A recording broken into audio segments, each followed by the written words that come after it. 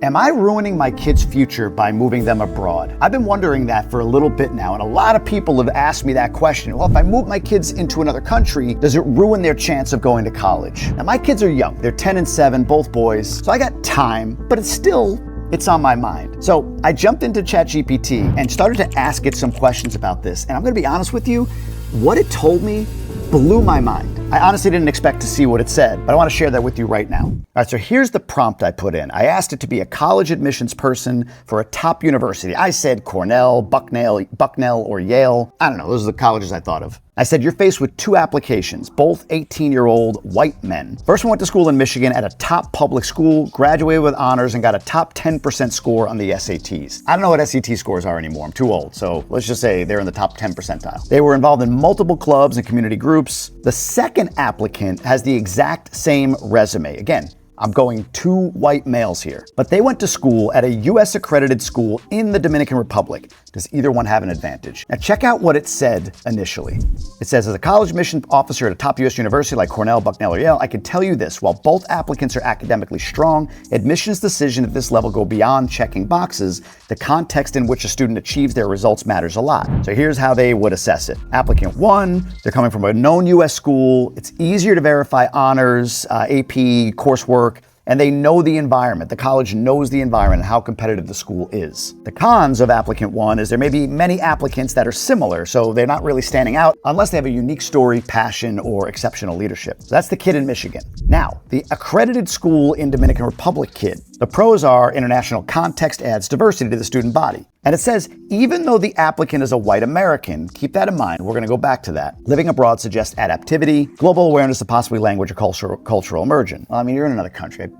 Of course it's cultural, not possible. And language, let's just make that a given, but it doesn't look like it's assuming that this student has learned another language. Another pro is fewer applicants come from this type of school, so they might stand out, and if they reflect a unique reason for living there, it adds a compelling personal narrative. The cons, the school has less direct knowledge of the specific school in the Dominican Republic's rigor, grading standards, so on and so forth. And if the student appears to have chosen the school solely for ease or strategic advantage, that might raise questions. All makes sense. So who has the advantage? It says neither has a clear advantage, but they give some scenarios for each. So if applicant 2, the Dominican student, tells a story about how living abroad shaped their perspective, drove initiative, or taught resilience, they could edge ahead because of their unique life experience. But if applicant 1 supplements their application with depth, like leadership that drove real change, standout essays, or glowing recommendations, they might hold their ground or win out. Final thought is essentially, it's a push. It's even. So I went further and I gave AI this scenario. This is cool. Check this out. I said there's 1 spot left, and these are the 2 you're choosing from. Applicant 2 did all of the ifs. They were effective in telling their story about how living abroad shaped their perspective, drove initiative, and taught resilience. I literally took ChatGPT's words. If they do these things, I said they did those things. And the same with applicant 1. They displayed depth, like leadership that drove real change, standout essays, glowing recommendations. Now, who are you admitting, damn it, AI, and why? Here's what it says. It says, look, if I'm on the admissions committee at a top university and there's 1 spot left, it's going to come down to institutional priorities and fit, not just merit. It's giving a lot of qualifiers. I'm going to take it further to really pin it down here in a minute, but check this out. Applicant 1, the leader from Michigan, proven leadership, standout essays, glowing recommendations from a known school system, safe, strong bet for these schools. Applicant 2, the DR student, effective at conveying transformation, shows initiative and resilience, brings geographic and experiential diversity, potential for unique contributions. The decision, the kid from DR. Why? Both are excellent. Applicant 2 brings something the university is more likely to need, a distinct worldview and contextual diversity that enriches the learning environment for others. Top schools have plenty of high-achieving domestic leaders, but fewer students have lived and thrived in an international context and can authentically articulate how that changed them. So that's essentially is showing how that changed them. So I'd have to coach my kid on that, but makes sense. It says that adds a dimension to class discussion, group projects, dorm culture, and future alumni engagement. Also, applicant 2 isn't just different, they're effective at translating the difference. Interesting. All right, so I wanted to get even more specific. Like I said, I wanted to pin this down. And there's really 2 things I wanted to do. One, I wanted ChatGPT to get really specific on a specific school. It was saying how, well, kind of depends on the school's standards and what they like for admission. So I'm going to ask it to pick 1 school and align these applicants by their standards. But then also, I'm going to change the variable a little bit here for my kid because my kid's not just a white American, he's also Dominican. Let's go through scenario 1 first. This is so So interesting. Watch this. I said, can you run this entire thought experiment back and specifically now be a Harvard admissions counselor? So you know the institutional priorities of Harvard when assessing these two candidates, who is getting that last spot. So here they go. They say Harvard admissions policy, priorities, unspoken but real. That's interesting. Unspoken but real. AI, everybody. Intellectual vitality, leadership with impact, diversity of experience and perspective, personal narrative and growth and future contribution. And it assesses both applicants. Applicant 1 has these attributes: strong academics, leadership that drove real change, standout essays, glowing recommendations. Harvard knows this school, knows how to measure this GPA and the rigor that they went through. And maybe, it's a good or bad thing, this profile fits many who already go to Harvard, so it's familiar. All right, applicant 2, our DR student. My kids, identical academic profile, went to a US accredited international school, effective essays, less traditional leadership, but compelling personal agency, geographic and experiential diversity. Harvard doesn't have many white American males from the DR. So this is assuming, because I said it, white American males still. It's a unique lens. So I'd ask a final question. We have thousands of brilliant, capable student leaders from suburban and urban America who will expand the lens of discourse on our campus, shape the community in new ways, and show long-term promise of global impact. You ready for it? Drum roll, please. Applicant 2. Why? They meet the bar academically, and that bar is high. They bring a rarer perspective, a US citizen shaped by a life abroad, likely bilingual. Again, we're gonna get to this. I'm gonna show you what happens if they are bilingual. Adaptable and culturally aware. Their experience suggests potential for global leadership, which Harvard values deeply. Harvard craves edge cases. Not in risk, but in uniqueness. Applicant 2 offers that. So now, I'm gonna change the variable and see what happens. I said, does anything change if applicant 2 is half white American and half Dominican? And here's what it said. Yes, but not in the way most people assume. If applicant 2 is half white, half Dominican, here's how it would change the evaluation from the perspective of a Harvard admissions officer.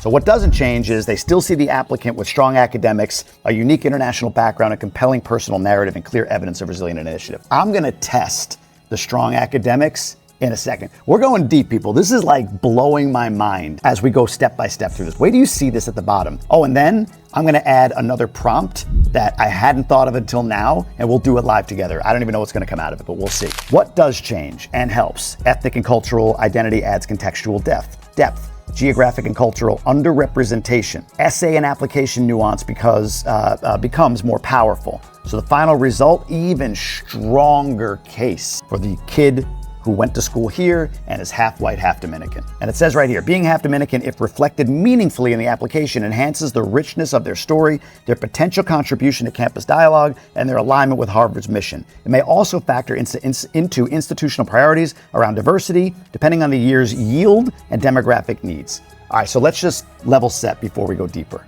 1, this started with white American kid raised in the US at a great school, white American kid raised in the Dominican Republic at a US accredited school with similar academic records and the ability to articulate their story. Even Steven, all the way across the board, other than where they are, Dominican student wins. When I add in the layer that student B, same academic record, just raised abroad, but is also not just white American, but also Dominican American or Dominican, actually makes them an even stronger applicant and an even stronger candidate for admission. He'll even more so beat out this other kid. All right, but let's go a layer deeper. I want to really pressure test Harvard's standards here on which student they would admit. So here's what I asked it. I said, last thing, which isn't really true because I'm going to add another thing. Applicant 2 is as you described, half Dominican, speaks Spanish, etc. But their school performance is 10% worse than that of applicant 1. Everything else remains the same. Who gets the last spot? I love how ChatGPT always pumps me up. Great refinement. Excellent choice. They're like the waiter at a restaurant. No matter what you choose, like, oof,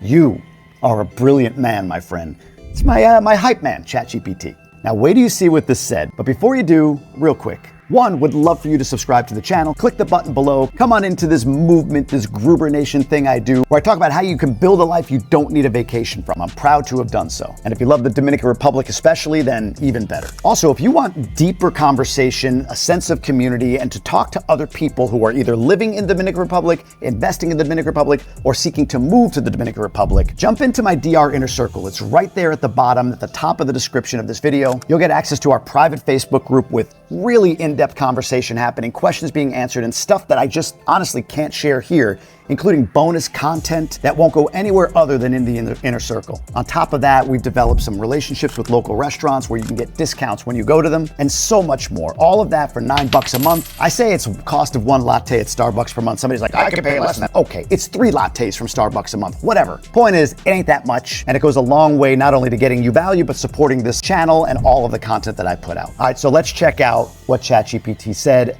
when I modified it for the Dominican-based student to have lower level academics by 10%. Here's what it gave me, this table. So it says applicant 1, top 10%, high SATs, strong extracurriculars, standout essay, glowing recommendations, white American public school in Michigan, and known US public school is the school rigor context. My kid in the Dominican Republic is top 20%, 10% lower, still the same high SAT, strong initiative, standout, transformative, globally insightful, glowing recommendations the same, is half Dominican, international upbringing, and bilingual, and is at a US accredited school less familiar. The college is less familiar with that academically. So it gives me Harvard's valuation. Grades aren't everything, but academic excellence is non-negotiable unless outweighed by a rare contribution. Is this a rare contribution?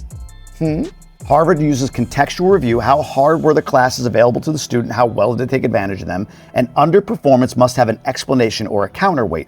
Personal hardship, limited course offerings, or clearly exceptional skill set everywhere or elsewhere. So who gets the spot? You ready for it? Is it 1? Is it 2? Drop it down below. What do you think? Make you wait. This is called gatekeeping. I won't do it too long. All right, now here we go. It says if applicants 2 performance, though lower, is still excellent in context, applicant 2 still gets in. Their slightly lower grades are not a disqualifier, and their background, perspective, and demonstrated growth fill an institutional need that Harvard highly values. But if the academic performance drop reflects laziness, underachievement, or coasting in a less rigorous curriculum, applicant 1 gets in. So the way I read this is, if your student is prepared, if your kid is prepared to articulate what was available to them, how they took advantage of it, and their sort of global perspective, or more worldly, I don't like that word global anymore, but more worldly perspective, then they're getting in to Harvard, the last spot, over a kid raised at a top school in the United States. But I want to take this one more level, but let's finish this up and then we'll go there. We're gonna do this one live. I don't know what it's gonna say. So final decision flow. And is applicant 2's lower academic performance the result of a real challenge, higher difficulty, or life complexity? Harvard likely accepts them for the depth of experience, identity, and upside. Interesting. Is it just a less impressive record with no real explanation or context? Then applicant 1 probably gets the spot. But I hope you get the point here. For me, it was like, okay, so what you're saying is that one of the most prestigious universities in the world, let alone the United States, if my kid who's growing up in the Dominican Republic and another kid who's growing up in the United States went to apply for one spot and they were the same, like literally twins, white American, not even considering my kid being half Dominican. If those 2 kids go up for it, the fact that my kid did his schooling abroad gives him a slight edge. So in essence, I'm actually at a disadvantage keeping my kid in the United States as long as I'm prioritizing this, obviously. Okay, now here's the other thing that if I'm thinking about all of you and okay, that makes sense, I get it, but like you say US accredited, is it really like good US accreditation? So here's what I'm gonna do. Let's go in here, I'm gonna type in this prompt. Pardon my sloppy typing and corrections. This is real time, all of that. Here's what I'm gonna ask it. I'm gonna say, can you please outline in a chart, we'll say, or table. A table, I like a table better.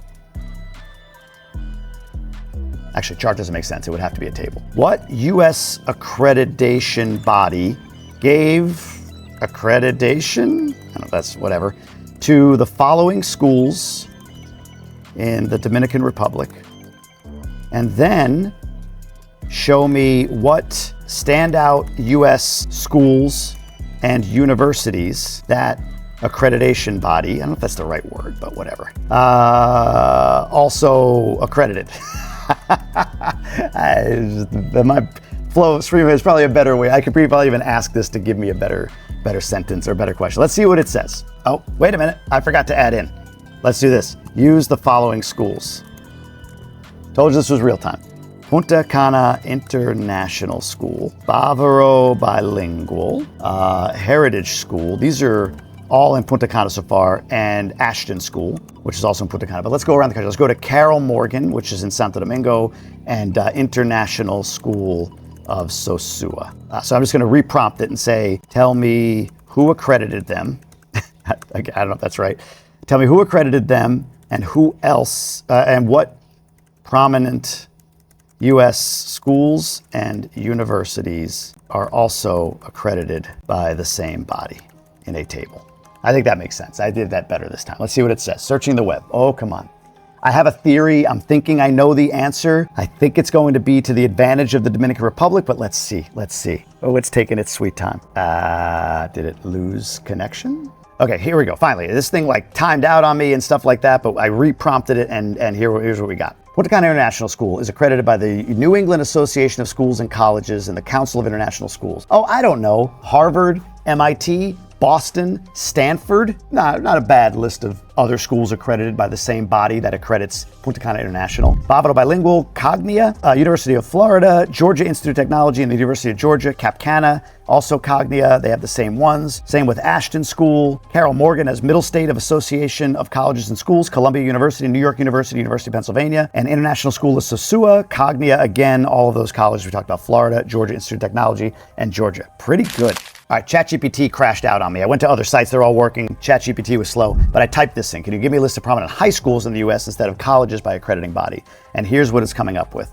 So for the NEASC, which was I think PCIS, Punta Cana International School, you got Phillips Exeter, Phillips Academy in Andover, Milton's a great school, Groton, Deerfield, St. Paul, Hotchkiss, amazing schools. For Cognia, who accredited like 3 or 4, you have Carrollton School of the Sacred Heart, Pinecrest Schools, North Broward Preparatory School, Montgomery Bell Academy, Lake Highland Preparatory School. Middle States has Horace Mann, Dalton School, the Brearley School. All these different schools are accredited by the same exact accrediting bodies that the DR schools I put in there are also accredited with. It's a lot of accreditation.